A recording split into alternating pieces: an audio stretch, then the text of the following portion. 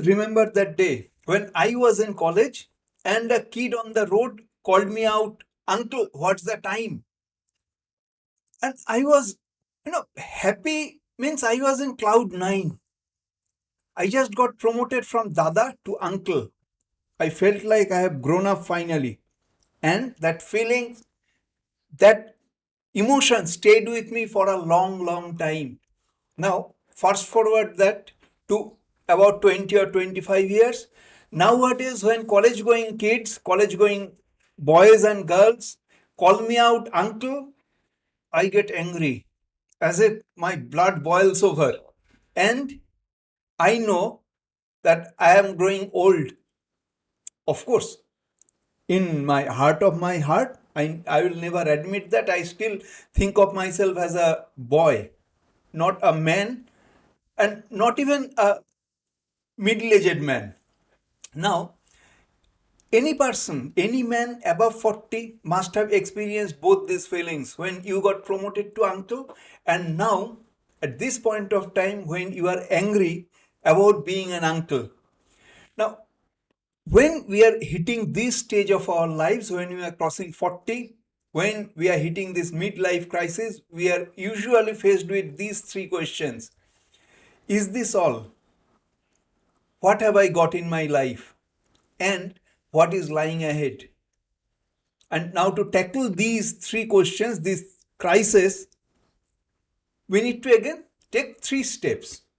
One, just look back into your life and see how far have you come.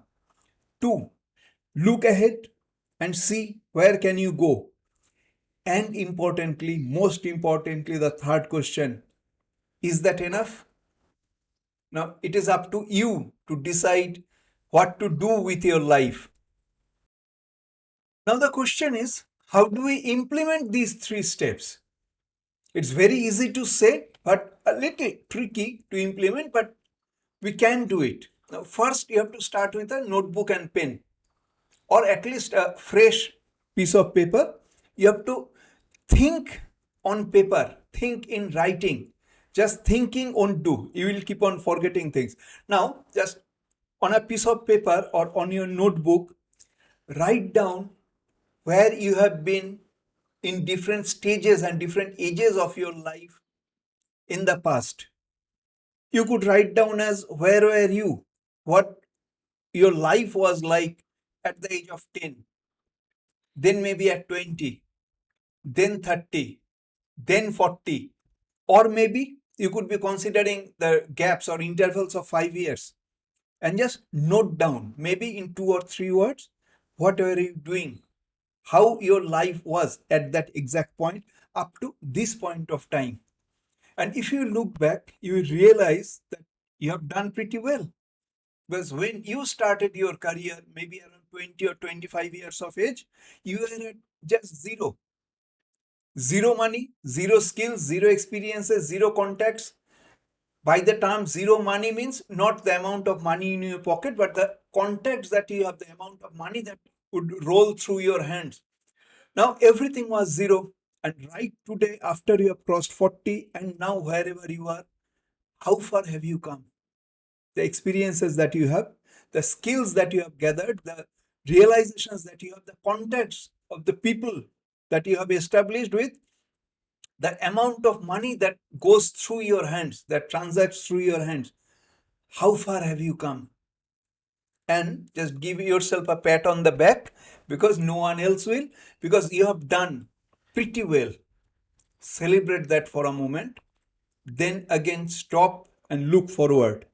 Again, you could just write down on that piece of paper, if things go on exactly the way they are, where will you be?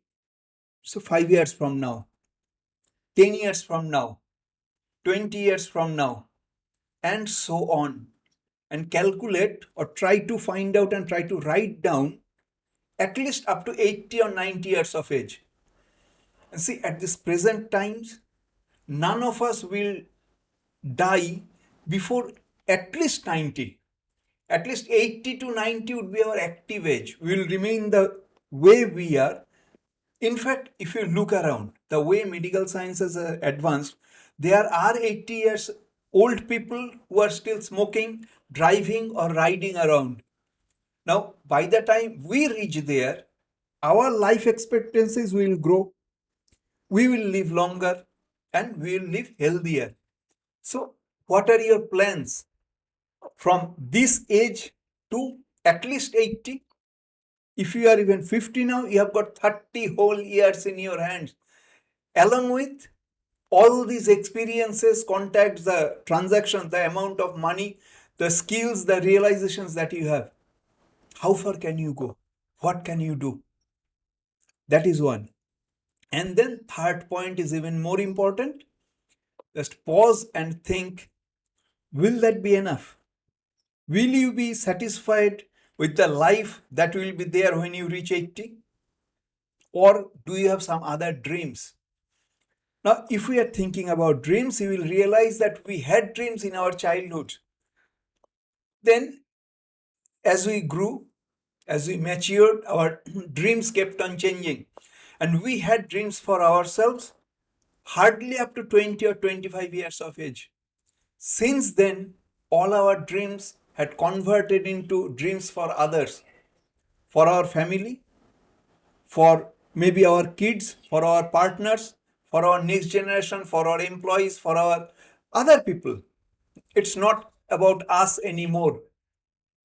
But I would request you to stop and start thinking and start rekindling your dreams again, or have new dreams when you are writing down on the piece of paper, looking at your life forward at the age of 80, and start creating new dreams. And that is not selfish. Because if you develop yourself, your relationships will develop. People around you will benefit more. Your kids, your partners, your relatives, your employees will benefit more from you. Your co-workers, your colleagues, your boss, if you are in a job, or your clients, if you are in any profession, they will benefit more. So it's about you as well as it's about others. If you develop yourself more, they will benefit more. And then you consider it how to go ahead about your new dreams. You will have a new purpose to live. And there is one more thing, one more practice to set your mind. I would request you to listen to The Strangest Secret by Earl Nightingale every morning. If you keep on listening to that audio every morning for 30 days, your life will never be the same again.